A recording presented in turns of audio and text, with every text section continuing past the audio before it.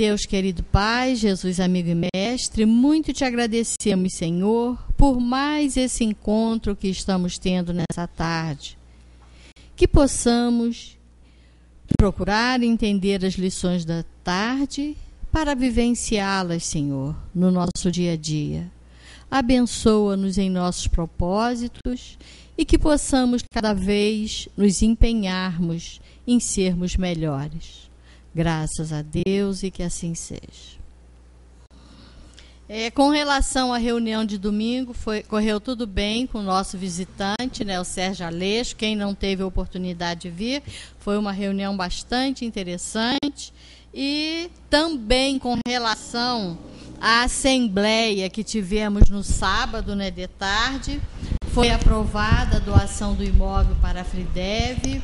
Então, agora é só uma questão de documentos, né? Acabar de resolver o que tem que ser resolvido e passar para aqueles nossos irmãos deficientes visuais, né? Então, vai ser muito interessante para eles.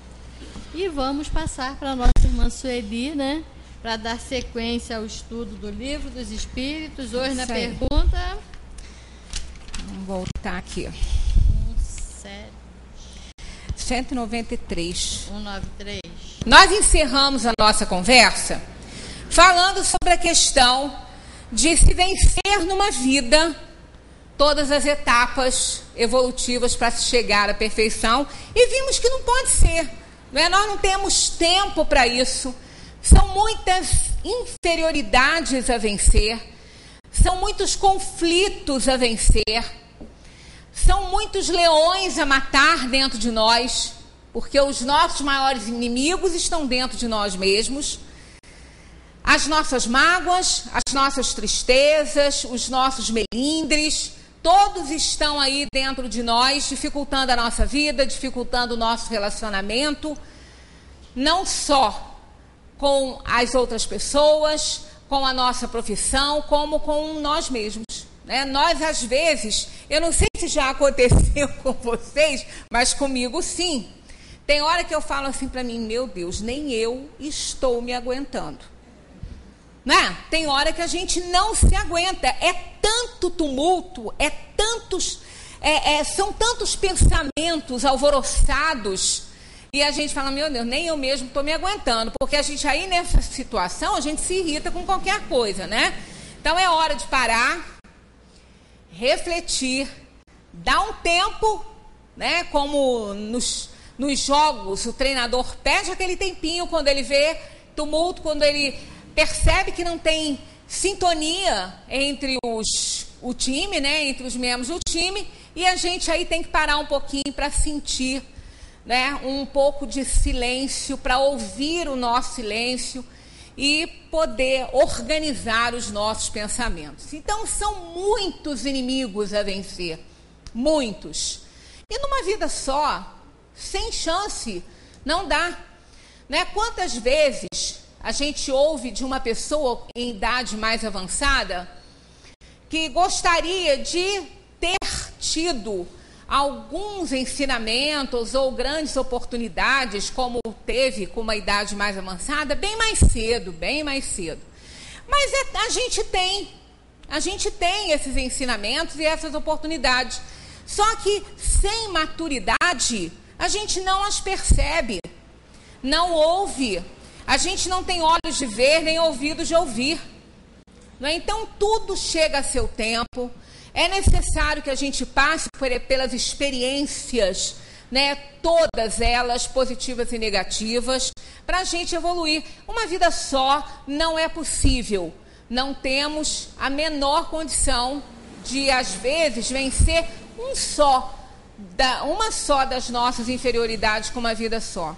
A gente vai chegando ao fim, muitas vezes, com uma doença terminal, e, sabendo disso, começa a analisar e percebe que não conseguiu, né, que não conseguiu vencer.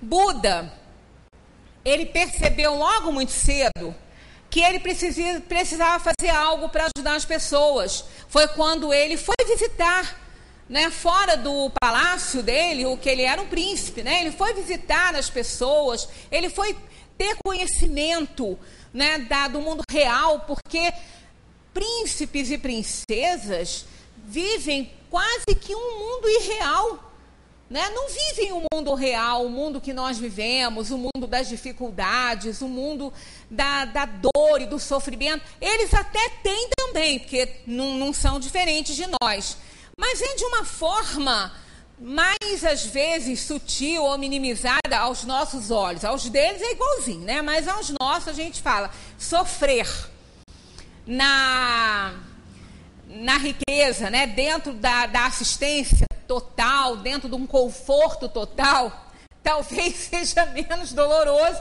do que sofrer numa miséria que a pessoa não tem sequer nada para melhorar um pouco a sua dor, né? E muitas vezes nem uma palavra amiga.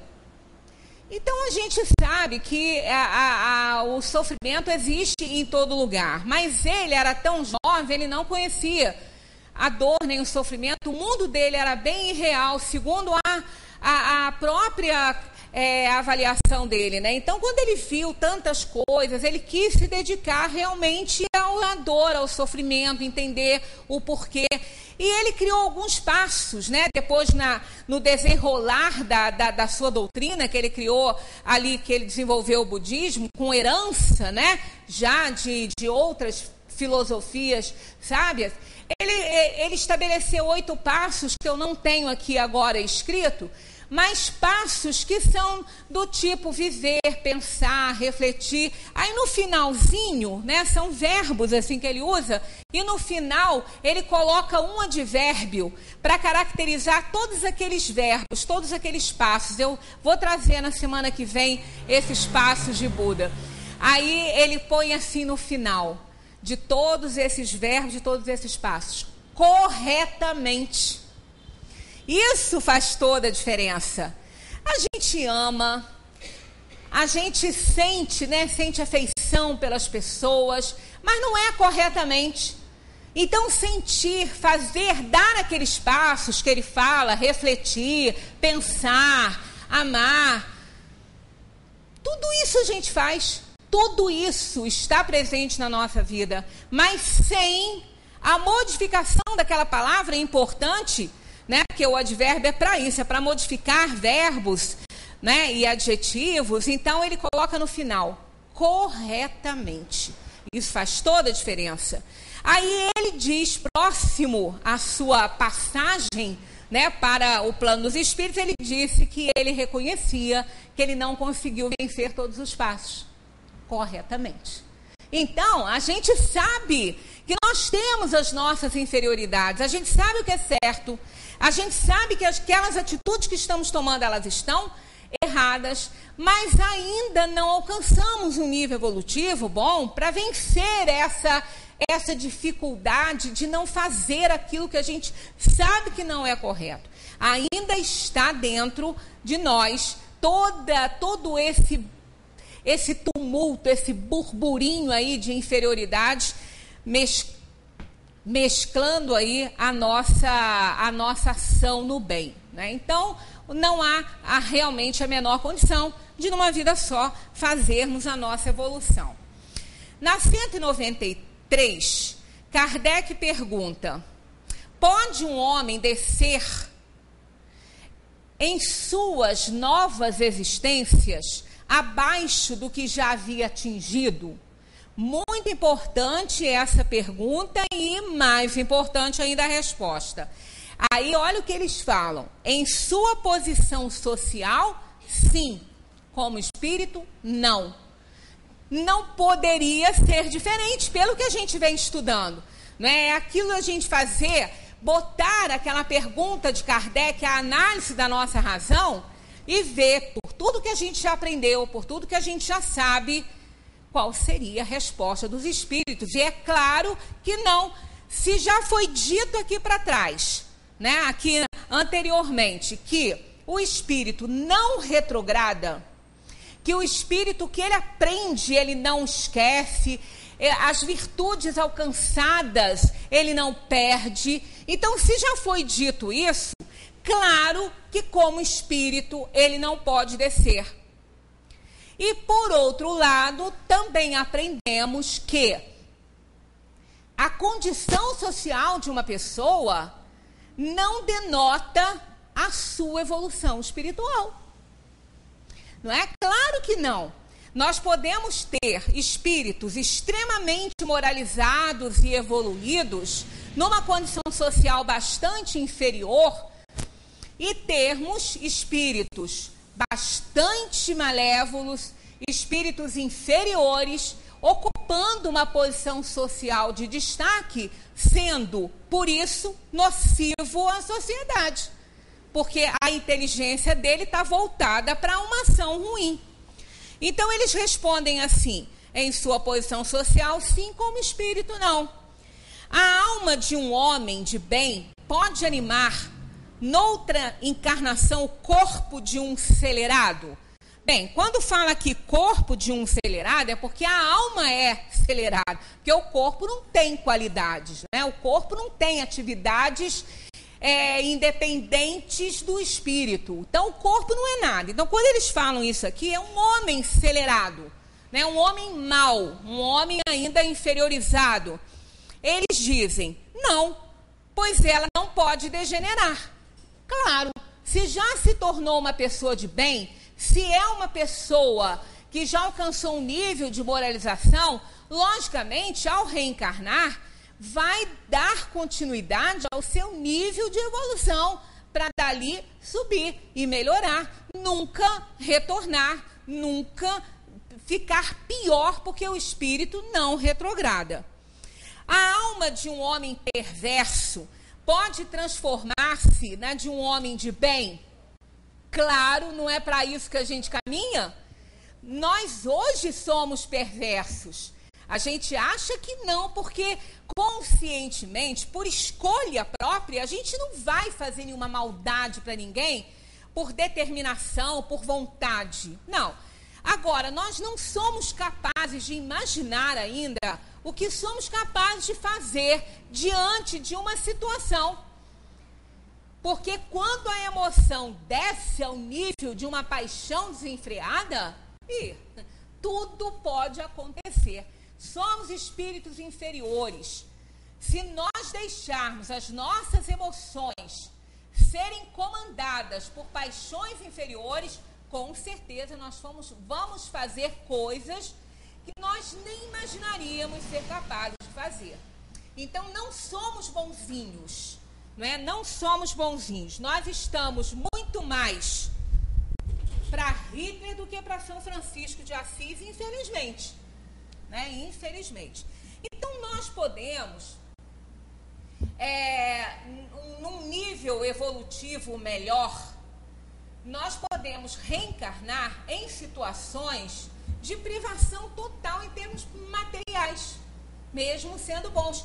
Isso poderia ser ou deve ser uma prova para o espírito, para que ele possa provar que realmente ele está naquele nível de evolução que ele diz ter.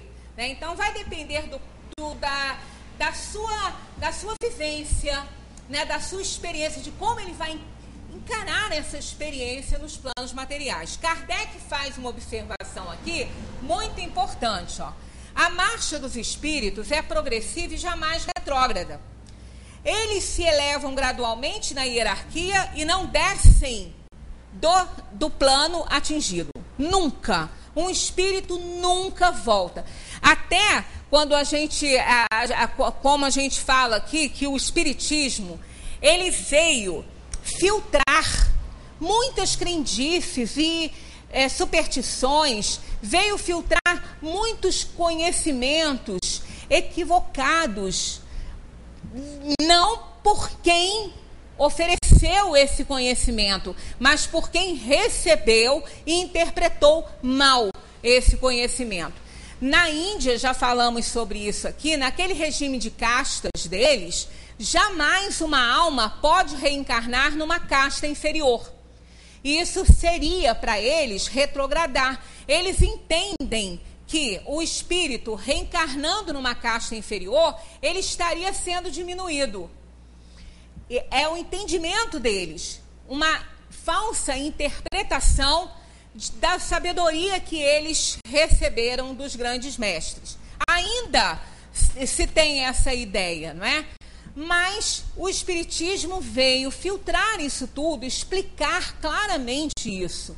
Uma pessoa reencarnar numa casta inferior ou numa situação social, que aqui nós não temos sistemas de castas, mas nós temos um nível de muito variado, né, de níveis sociais no planeta, em todos os países, né? Isso não diminuiria em nada o espírito. Pelo contrário, um espírito com muitos conhecimentos, ele pode reencarnar numa cultura bastante inferiorizada, né, com bastantes privações, com bastantes problemas, para que ele possa até colaborar e ajudar com a sua moralização, com o seu entendimento, com sua evolução, aquela cultura ali, aquele ambiente, né, em que ele vai reencarnar. Aí Kardec continua fazendo a sua observação aqui, ó. Nas suas diferentes existências corporais, podem descer como homens, mas não como espíritos. Assim, a alma de um poderoso da terra pode mais tarde animar um humilde artesão e vice-versa. Aí que a gente pergunta, o problema da reencarnação não é problema, né? O fato, digamos assim, a verdade sobre a reencarnação, ela não é entendida por muitos pelo simples fato de que eles não poderiam admitir. Imaginem, né? Um grande empresário, um homem que tenha uma riqueza, né, que assim, inimaginável, reencarnar numa favela da nossa cidade aí do Rio de Janeiro, né? Reencarnar lá no Morro do Alemão, lá na Rocinha, com todas as privações, porque lá também tem gente que tem um nível bom social, né? Tem pessoas universitários formados que permaneceram morando lá. Mas quando a gente fala isso, a gente fala naquela situação de muita privação mesmo, né? De uma situação de miserabilidade. Imagina ele pensar nisso. Então, é mais fácil ele não querer nem se aprofundar nessa história de reencarnação, né? Não vamos falar sobre o Papa Francisco, que ele está se apresentando muito humilde, com uma compaixão muito grande pelo semelhante. Mas imaginemos outros papas, né, que ostentaram muito, que não é o caso desse. Imaginar essa criatura reencarnada também num lugar assim, né, com toda a pompa que vive, parar num lugar assim. Né, a rainha da Inglaterra, princesas e outras coisas, mas outras pessoas. Então, entender, estudar sobre reencarnação e se aprofundar nisso aí, não é conveniente. É melhor não acreditar e querer continuar não acreditando, o que não vai impedir que essas pessoas, que essas almas, digamos assim, reencarnem. E vão reencarnar. Vão. Nós também.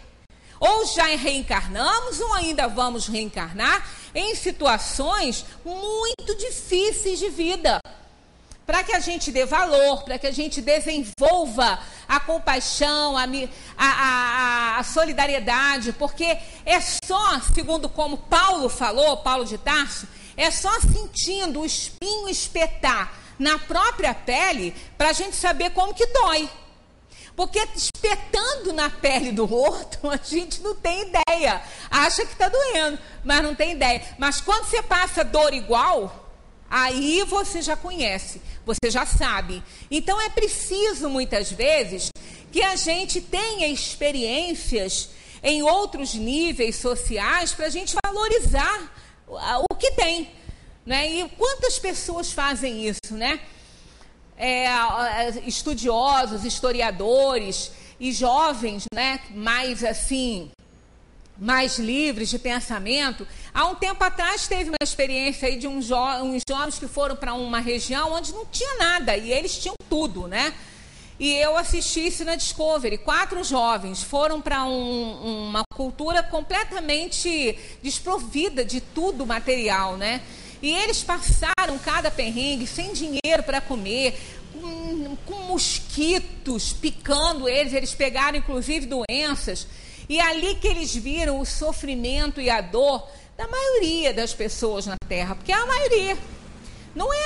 A gente fica pensando, mas né, não são todos assim. É muita gente sofrendo, é muita gente passando privação, né? Muita gente, que mesmo aquelas pessoas que têm alguma coisa, passam por muitas privações, até mesmo em termos de saúde e de realidade cultural, que não é fácil, né? Aí olha o que Kardec escreve para terminar o seu comentário. Porque as posições entre os homens são frequentemente determinadas pelo inverso da elevação dos sentimentos morais. Então é o inverso disso. Por isso que o espírito pode reencarnar em outras situações. Ele, em casa, deem uma olhadinha melhor e uma leitura e reflitam sobre essa frase aqui de Kardec, não é? As posições podem se inverter, porque as posições entre os homens são frequentemente determinadas pelo inverso da elevação dos sentimentos morais. Aí ele termina assim: Herodes era rei e Jesus carpinteiro, né? Então, maior ilustração sobre isso não tem, né? Maior ilustração, maior e melhor, não tem. Herodes era rei e Jesus carpinteiro. Então a sociedade, né, o nível social, o grau de instrução, não é nem de educação, é de instrução, porque educação e instrução são diferentes. Não é? Instrução é aquilo que a gente recebe de instituições educativas. Não é? São instruções que a gente recebe da vida, que a gente recebe dos bancos acadêmicos e de tudo mais. Mas não basta isso para se moralizar. É necessário educar-se, porque é a educação que faz que a gente use muito bem a instrução que nós temos. Então, o grau de instrução não é suficiente para determinarmos a educação de uma pessoa. Pelo contrário, às vezes a gente fala, nossa, mas fulano com uma instrução dessa devia ser mais educado, né? A gente tem essas experiências, né? Mas a alma sendo inferiorizada, quanto mais instrução ela tem, mais arrogante, né? Mais ela se acha melhor que os outros. Isso é muito comum. Quanto mais instrução ela tem, desacompanhada da educação, né, desacompanhada da moralidade, mais nociva ela é a uma sociedade. Eu trabalhei no estado durante 30 anos, né, dando aula. E fiquei 10 anos numa região rural, trabalhando com eles, com os alunos, não tinha energia elétrica. E depois, quando eu vim transferida para cá, eu tive tanta saudade daquela região que eu trabalhava, que eu gostava de lá. Eu tive tanta saudade, eu tive tanta tristeza de não poder nem voltar, porque não poderia, não por questões legais, não, eu até poderia, mas por questões pessoais mesmo, era difícil, né? Longe, era complicado. Mas olha, a diferença de relacionamento com os alunos foi tão gritante para mim, que eu comecei a nem gostar tanto assim da minha profissão, sabe? Porque eu trabalhei esses 10 anos com alunos tão educados, com famílias tão carinhosas, tão educadas, né, que dão tanto valor às coisas, porque sabem quanto custa. Então a gente vê nas pessoas mais simples, nas pessoas com pouca instrução, tanta educação, né, tanto amor pelos outros, tanta vontade de ajudar. Eu fiquei surpresa, né, porque eu conhecia um lado que foi para mim muito importante, ainda bem que foi meu começo, né, para poder depois conseguir vencer os obstáculos que eu enfrentei com alunos que não eram tão simples assim, né? E aí a gente vai vendo que realmente moralidade, educação não está atrelada à instrução. Mas sabemos que a instrução puxa as outras coisas. O desenvolvimento da inteligência, ele desse desenvolvimento decorre o desenvolvimento moral. Porque o livre-arbítrio se expande. Porque não podemos escolher aquilo que não conhecemos. Só podemos fazer as escolhas que temos conhecimento. Então, é importante que o desenvolvimento da inteligência, o desenvolvimento intelectual, venha primeiro, para me dar condições de escolher. Mas nem sempre a gente desenvolve o outro lado. Vai desenvolvendo a parte da inteligência, da intelectualidade, e vai largando o outro para lá, não se importa. Né? Não tem aquela... Ou tem, mas não abre, né, para a própria reflexão a ideia de que um passarinho não voa com uma asa só, né? Então, para que a gente voe e alcance um nível de evolução maior, precisamos das duas asas, da intelectualização e da moralização. Então, é importante que a gente receba essa informação e incorpore isso aí, né, nos nossos conhecimentos e, claro, como consequência nas nossas atitudes, nas nossas ações, para que a gente não tenha ou não dê alimento para os nossos preconceitos. Porque às vezes as pessoas falam assim, mas eu não tenho preconceito. Claro que tem. Todas as pessoas que estão no nível que nós estamos de elevação espiritual têm preconceitos. O que é um preconceito? É um conceito prévio de algo que a gente não conhece. Isso é um preconceito. Então, quantas vezes a gente faz julgamentos de coisas que a gente não conhece, que a gente não tem aquele entendimento, né? E a gente julga, a gente começa a falar, né? Fazer comentários de quem a gente não conhece. Ora, a gente não conhece nem a nós mesmos, né? A gente está caminhando para isso, mas a gente não se conhece. Como eu falei no início, a gente não sabe nem do que é capaz de fazer, né? Em determinadas situações, né, colocadas diante de circunstâncias, a gente não sabe o que é capaz de fazer.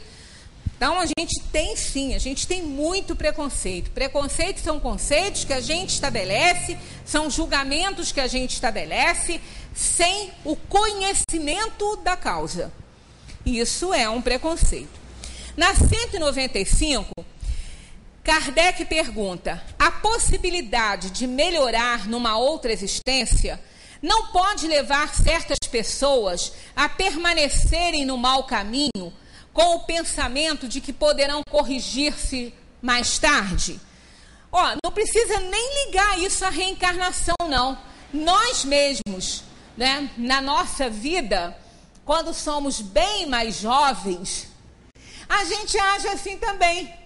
Eu vou ter muito tempo para aprender isso aí, deixa isso para lá, né? Daqui a pouco eu me interesso por isso, estou muito novo ainda, estou muito jovem ainda. Como se ele soubesse que ia ter uma vida longa, né?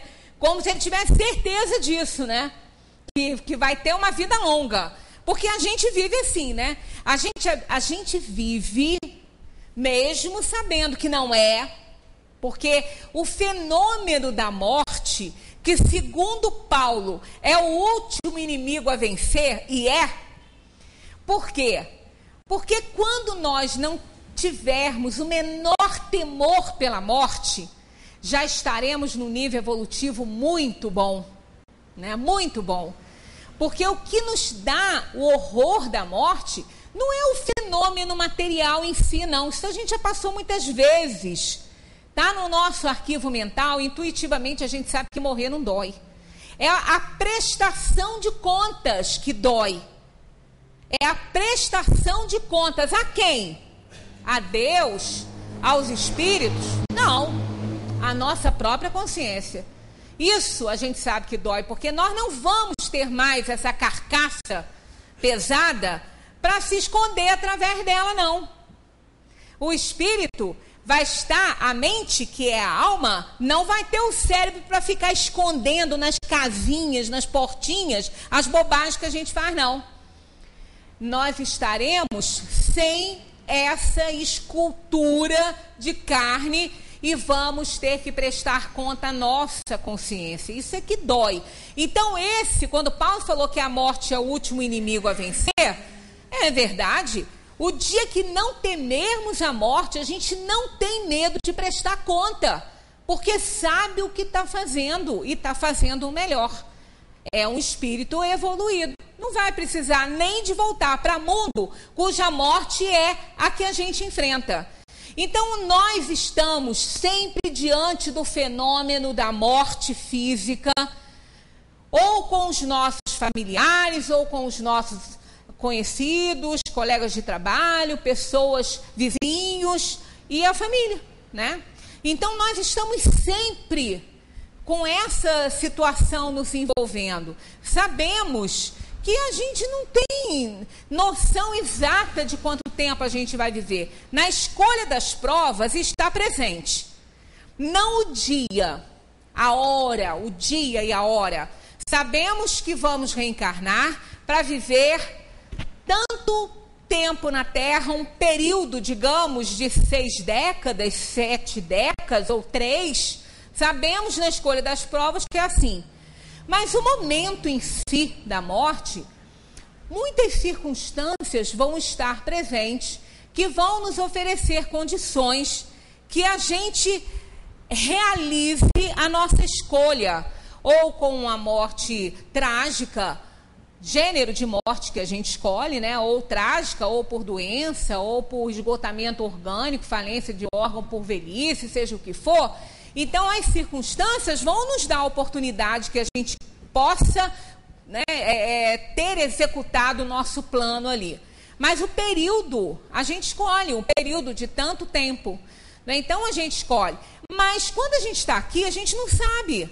Então, da mesma maneira que as pessoas falam que tem tempo para aprender, a gente pode não ter esse tempo. A gente não sabe quanto tempo vai viver, né? Nós não temos noção exata disso aí.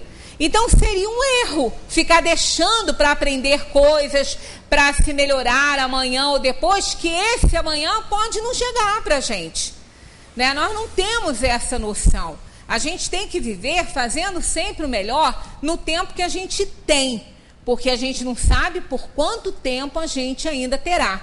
E a questão da reencarnação é a mesma coisa. Às vezes as pessoas falam assim, ó, eu não entendo muito bem disso, mas vocês não dizem que isso é fato? Que todo mundo, querendo ou não querendo, vai reencarnar? Então eu vou deixar para aprender na próxima encarnação. Isso é um erro, porque a próxima encarnação, ela pode, por conta, né, de todos os deslizes e inferioridades que a gente tenha, ser de uma condição material muito mais difícil. E para realizar certas coisas, vamos ter muitas dificuldades. Então, se temos facilidade agora, vamos fazer, né? Vamos aprender, vamos nos desenvolver, porque a gente não sabe. Mas, infelizmente, apesar disso tudo e dessa certeza, porque a certeza que a gente vai morrer a gente tem, porque a única que a gente tem é essa.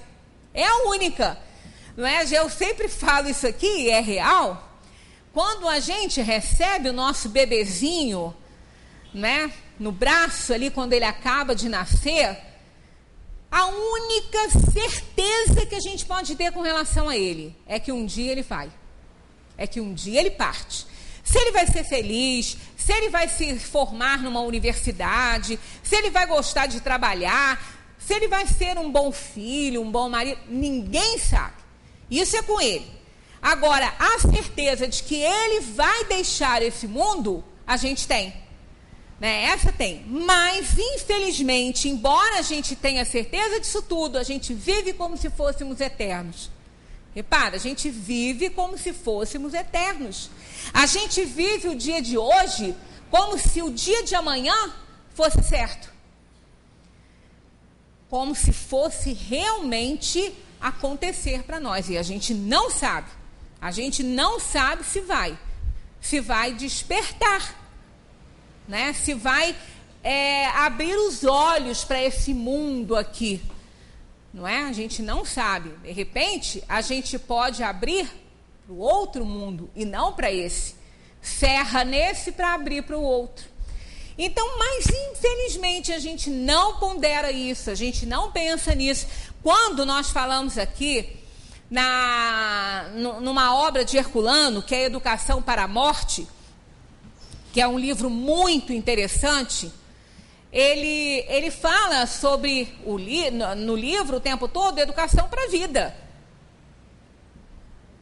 Fala-se muito pouco em morte ali, né? Porque nós nos educando para a vida, nós estamos nos educando para a morte.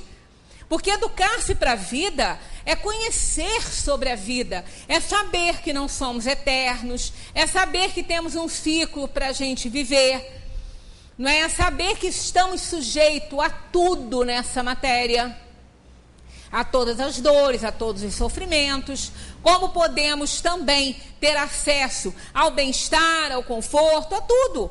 Então, essa vida nos oferece muitas coisas, mas uma certeza a gente tem: não somos eternos aqui nesse mundo, somos imortais. Somos imortais porque não vamos morrer, somos espíritos imortais, mas vamos terminar nossas experiências nos mundos materiais. Então, quando vencermos esse último inimigo aí, a gente não reencarna mais em mundos assim. Né, como nós vimos na semana passada, há mundos que a parte material é tão sutil que a morte está muito longe de ser parecida com o que a gente enfrenta aqui na Terra, né? Continuando essa questão, quando ele falou que ele pode deixar para depois, eles explicam assim: Kardec obtém dos espíritos a seguinte resposta: aquele que assim pensa, né, que pode deixar para se corrigir mais tarde, ou pode deixar para se corrigir em outras encarnações, eles dizem assim: aquele que assim pensa não acredita em nada, ele não sabe nada, aquele que pensa assim. Ele não acredita, ele não é materialista, ele não é ateu, ele não é deísta, ele não é nada, ele não sabe o que ele é na vida, porque ele não tem o menor conhecimento de nada, né? Aquele que assim pensa não acredita em nada. E a ideia de um castigo eterno não o coibiria mais, porque a sua razão a repele. E essa ideia conduz à incredulidade. Por quê? A gente já analisou isso aqui. Por que é que ninguém acredita nesse tal de castigo eterno? Porque quem inventou isso foram as religiões, né? Não as reencarnacionistas, né? Mas aquelas que mesclaram e mexeram nisso aí. Castigo eterno. Ora, eterno, gente, eterno. Eterno não se dá nem para mensurar, né? Quando a gente fala nunca e sempre, já é demais. É muito tempo. Eu nunca mais vou fazer isso. Fulano não fala isso. Nunca é muito tempo. Não é? Para sempre. Para sempre. É tempo demais para sempre. E normalmente a gente fala essas bobagens e nem sabe o que está falando, né? Para sempre. Então, na verdade, as pessoas não sabem nada. Mas uma certeza também todos nós temos. Os ateus, os deístas, os livres pensadores, todos nós temos a certeza que castigo eterno não existe. Não existe. Por quê? Castigo eterno foi criado por um líder, né? No caso, Deus das religiões, o Deus das religiões. Mas ele não ensina o perdão? Não é a primeira exigência dele ser soberanamente que ele é soberanamente justo e bom? Quem é justo e bom não pode condenar ninguém para sempre. Quem é justo e bom tem que perdoar. Bom, se ele é justo e bom, ele não poderia criar um castigo eterno. Então, claro que ninguém acredita nisso, em castigo eterno, de jeito nenhum. Mesmo quem não é deísta, não acredita nisso, porque sabe que se ele existisse, foi criado por esse Deus que todo mundo fala que é bom. E se ele é bom, não poderia condenar ninguém eternamente. Então não tem medo de nada, essa gente não sabe nada, né? Que fala um monte de bobagem e realmente não tem medo de nada, porque vai ter medo de quê? Sabe que castigo eterno não existe. Né? Essa questão de inferno, de céu e inferno, até para quem criou isso, já aboliu. Eles também já aboliram. Não sabem que ninguém vai acreditar nisso. Né? Aí vão perdendo os fiéis, porque quando põe a análise da razão, como nós estamos fazendo aqui, que quem é soberanamente justo e bom não pode condenar ninguém porque tem que perdoar, então claro que, aí faz o quê? Cria, né, uma assembleia imensa aí de incrédulos, porque não tem outra saída, né? Se apenas se houvessem empregados meios racionais para orientar os homens, não existiriam tantos céticos. Ora, os países, eu vou até fazer essa pesquisa para trazer quais são, que eu não sei aqui para enumerar, porque muitas vezes as coisas vão surgindo aqui e não surgiram em casa para eu fazer pesquisa antes, elas vão surgindo aqui. Aí eu tenho que ficar devendo essas coisas para vocês. Bom, né? Porque aí a gente estuda mais e vai estar sempre em contato com essas coisas. Mas os países mais desenvolvidos do planeta, olha que coisa estranha, isso é resultado, isso é fato, é pesquisa concluída. Os países mais desenvolvidos do planeta são os países menos religiosos. Olha que estranho. Não é? É para se questionar isso, gente. É para se questionar. Os países que mais têm sucesso, que a criminalidade é pequena ou quase que inexistente, o índice é tão pequeno que nem conta, que a mortalidade, o índice de mortalidade infantil também não conta, de tão pequeno que é, que o desenvolvimento da inteligência, que o índice, né, de desenvolvimento social é imenso nesses países, e são os países que têm menor religiosidade. Não digamos religiosidade para a gente não fazer confusão com religioso e religiosidade, mas são os países menos religiosos, aonde as religiões não ditam nada. Tá vendo? Então isso é motivo para questionar. Vou trazer a lista. Eu vou achar, eu tenho. Mas é isso que a gente tem que questionar. Por quê, gente? Por quê? Não importa qual seja a religião, não ensina a matar, não ensina a odiar o outro, não tem isso. E, no entanto, os países mais religiosos são os países que mais apresentam índice de mortalidade infantil, índice de mendigagem, de mortes por fome, né? Por fome. Olha só. Se bem que os espíritos dizem que morre muito mais gente por excesso de comida do que por fome.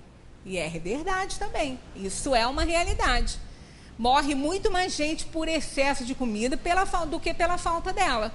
Então a gente tem que questionar essas coisas. Né? O que eu estou fazendo com o que eu aprendo?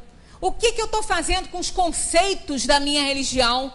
Com os ensinamentos da minha religião, que não me tornam uma pessoa melhor? Será que esses conceitos estão errados? Será que não está certo o que eu estou aprendendo na minha religião? Ou eu não pratico, ou eu não incorporo esses conhecimentos à corrente do meu pensamento para que eu possa realizar? Porque a ação, ela vem depois do pensamento. O pensamento alicerça todas as nossas ações. Então, isso é coisa para a gente questionar, para a gente pensar a respeito.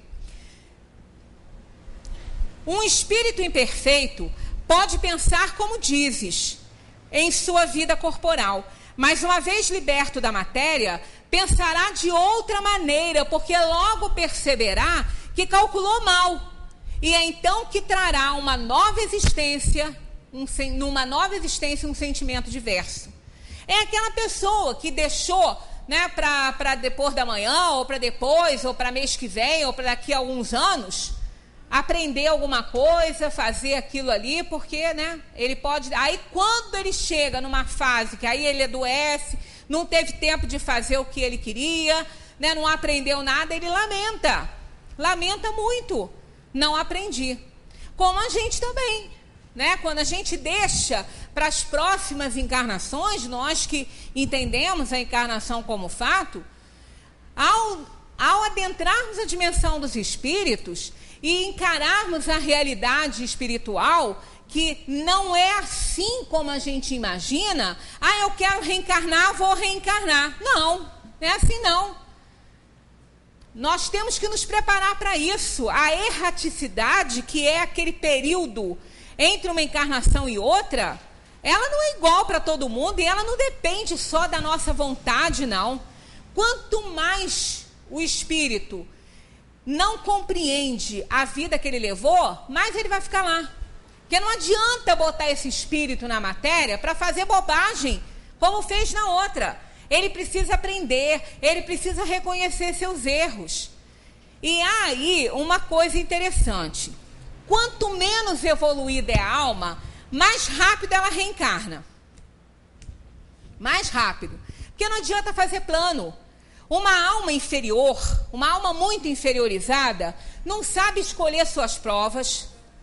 Aí Deus impõe encarnações compulsórias para ela passar para os planos materiais e ela sofrer, ela receber privações para ela conseguir melhorar.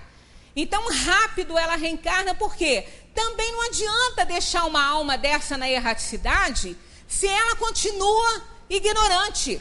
Se ela continua insistindo em permanecer na ignorância, ela vai ficar lá fazendo o quê? Se não está aprendendo nada. Então, ela é atraída para os planos materiais, né? São encarnações compulsórias sem nenhum plano. Não adianta, elas não sabem fazer plano e não vão cumprir nada. Então, a encarnação dessas almas muito inferiorizadas, elas vão acontecendo. Elas vão acontecendo no dia a dia, não tem muito plano organizado, não. E nem tempo de vida. Essa alma vai depender muito da compaixão das pessoas, do que ela vai fazer com a vida que foi dada a ela, né? Das suas escolhas, porque dependendo da situação, ela se sai até muito bem, e da ajuda que ela vai receber.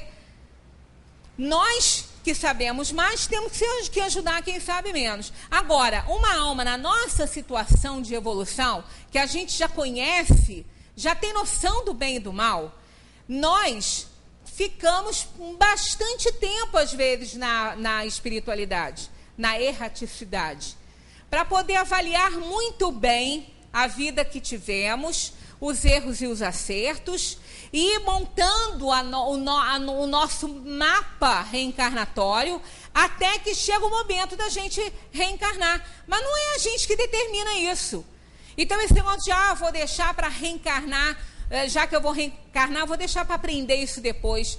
Não vamos deixar, não, porque a gente não sabe quando vai ser essa reencarnação.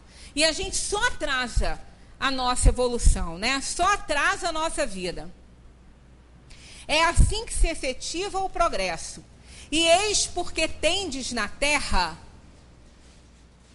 uns homens mais adiantados que outros. Sim, o nível de evolução na terra é muito grande, né? Nós temos espíritos muito inferiorizados e espíritos muito bons encarnados na terra. Uns já têm uma experiência que os outros ainda não tiveram, mas que adquirirão pouco a pouco. Deles depende impulsionar o progresso, o próprio progresso, ou retardá-lo indefinidamente. Né? A gente pode retardar o nosso progresso quanto a gente quer. Essa questão da gente achar, vou deixar isso para a próxima encarnação, isso é retardar o progresso. Isso é se atrasar, né? Ficar muito para trás. E o que significa ficar muito para trás? Se somos imortais, né? Se não temos tempo determinado. Significa ficarmos longe dos nossos afetos, das pessoas, daquelas almas que nós amamos. Porque se elas estiverem muito mais evoluídas do que nós, não vão ficar junto com a gente, não. Esses romances que a gente às vezes costuma ler, romances, né, que a alma vai e se junta à família do outro lado, isso não é regra para todo espírito, não. Isso não é assim, não. Se aquelas almas que conviveram conosco, né, que partilharam aqui da nossa vida nesse mundo e que a gente aprendeu a amar, se elas estiverem muito mais evoluídas do que nós não vamos ter acesso a elas, não. Nós não vamos formar grupo, não.